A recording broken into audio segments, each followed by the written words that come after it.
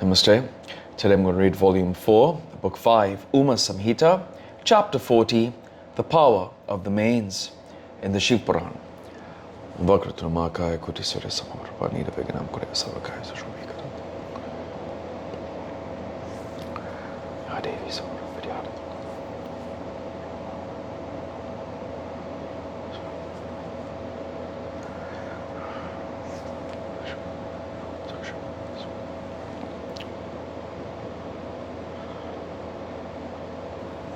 Hariom Tatsat. Vyasa said, on hearing about the excellent solar rays of Shraddha Deva, the sage Saunaka respectfully asked Sutta. Saunaka said, O Sutta, disciple of Vyasa, of long life, obeisance be to you. A divine and pious story has been narrated to us. It has been mentioned by you that Shraddha Deva is the progenitor of the solar race. I have a doubt therein which I shall mention before you. How did the sun become Shraddha Deva? I wish to hear this. Please clear this doubt with pleasure. O Holy Lord, please mention the glory and the benefit of Shraddha, right whereby the mains are pleased and bless the performer with prosperity. I wish to hear this too, namely the creation, par excellence of the mains, O excellent, O intelligent one, please mention this particularly. Have mercy on me. Sutta said, O Saunaka, I shall mention everything concerning the creation of the mains.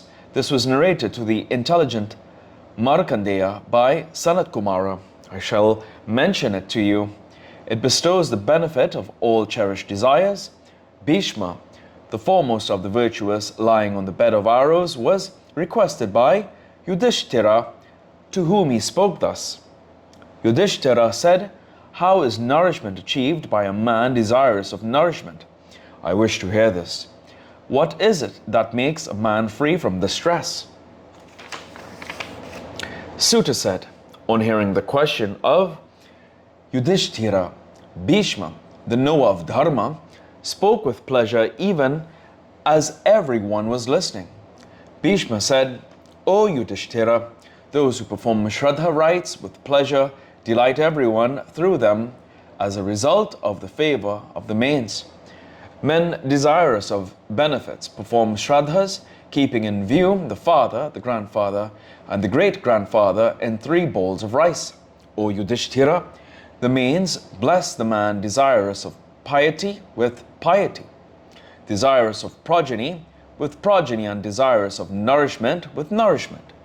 Yudhishthira said, some mains are in the heaven and some are in the hell. The fruit accruing to the living beings is determined by their activity. How do the Shraddhas go to the mains? How those in the hell can derive the benefit? I have heard that even the gods worship the mains. I wish to hear this. Please mention this in detail. Bhishma said, O suppressor of enemies, in this context I shall narrate an event as I have heard from my father who had left this world.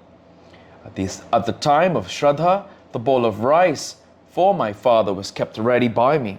My father split the ground and requested me to offer the same into his hand. Thinking that it was not the procedure enjoined in the Kalpa text, I placed the pinda on the kusha grass without further thought. O sinless one, O most excellent of the descendants of Bharata, gladdened by me, my father spoke in sweet words. O most excellent of men, I only tested you. I have been redeemed by you, the knower of sacred rites, and a good scholar. I have been blessed with a real higher in you. What the king does by virtuous or authoritative rites, the subjects too emulate, taking them to be backed by a president. O most excellent of the descendants of Bharata, listen to the eternal virtues of the Vedas. Proof of the Vedic rite has been shown by you. Being delighted, I shall grant you excellent boons lovingly. Accept them. They are difficult to obtain in the 3 worlds. Death will have no hold on you as long as you wish to live. With your permission, it may be effective again. What is it that you wish for?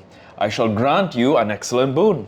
O foremost among the descendants of Bharata, what is it in your mind? Mention it. When he has said this, I saluted him with palms joined in reverence and said, O bestower of honor, if you are pleased, I am content. I ask you a question, please answer it. He said to me, tell me. If you wish, I shall grant it to you. When I asked him again, the king told me. Santanu said, Oh dear, listen. I shall explain your question factually. The entire Pitrikalpa has been heard by me from Markandeya. Oh dear, what you ask me now, I had asked the sage Markandeya. He, the knower of sacred rites, replied to me, O king, listen. Once I looked up into the sky, I saw a great aerial chariot coming over the mountain. I saw in the aerial chariot a great blazing mass of splendor, as brilliant as glowing coal and very pleasing to the mind, having nothing to excel it. I saw a man of the size of a thumb lying therein. He was very brilliant, as if fire had been placed over fire. I bowed to him. With my head bent down, I asked the Holy Lord, O Holy Lord, how may we know you? The pious soul told me, you have not that penance and austerity, O sage, whereby you may know me, the son of Brahma. I am Sanat Kumara. What can I do for you? The other sons of Brahma are younger to me. My 7 brothers are invincible, and their families are established. But we pursue the rites of ascetics, restraining the Atman in the Atman. Even as I was born, I became famous as Kumara, O sage. Hence I am called Sanat Kumara, the eternal bachelor. Since you have piously performed penance with a desire for my vision, I have appeared before you. Welfare be to you. What wish of yours shall I carry out? When he said this, I told him, O Holy Lord, listen. Please narrate factually the original creation of the Pitris. When requested thus, he said to me, listen to everything factually. O dear one, I shall explain to you the auspicious creation of the Pitris truthfully. Sanat Kumara said, formerly Brahma created the gods and said to them, worship me. But they who sought benefits eschewed him and worshipped the Atman. They were cursed by Brahma thus, you will be deluded and become senseless.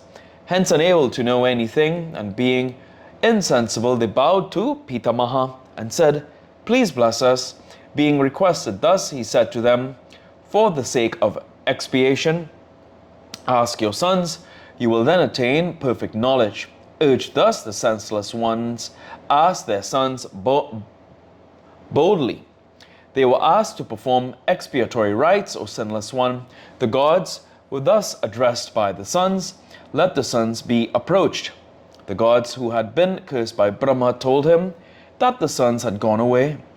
Then Brahma told the gods thus, O gods, listen, you are not Brahmavadins, the believers of Brahma's cult. Hence, what has been mentioned by the sons, the most excellent of the perfectly wise, shall be followed without hesitation and not otherwise. O dwellers of heaven, let the gods and the Pitris worship one another with great delight.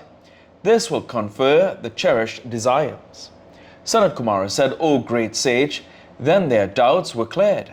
With delight they became the mutual bestowers of happiness at the instance of Brahma. Then the gods said, since you addressed us as sons, you will undoubtedly become Pitris.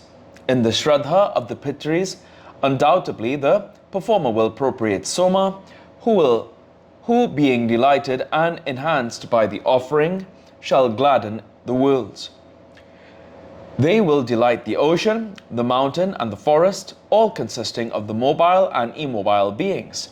Those who desire nourishment and perform Shraddha rites are given nourishment by the Pitris who are appropriated. Those who give 3 pindas in the Shraddha mentioned, the names and gotras delight the Pitris wherever they be and are looked after by them.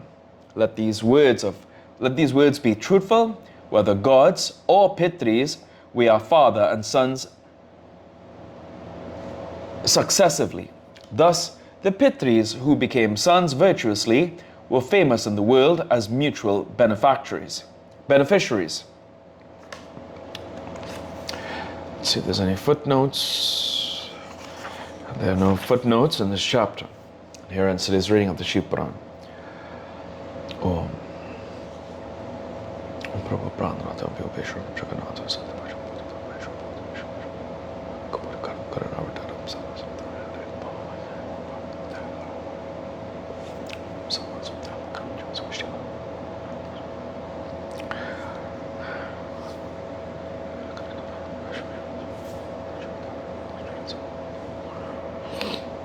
Hari Om Tat Sat.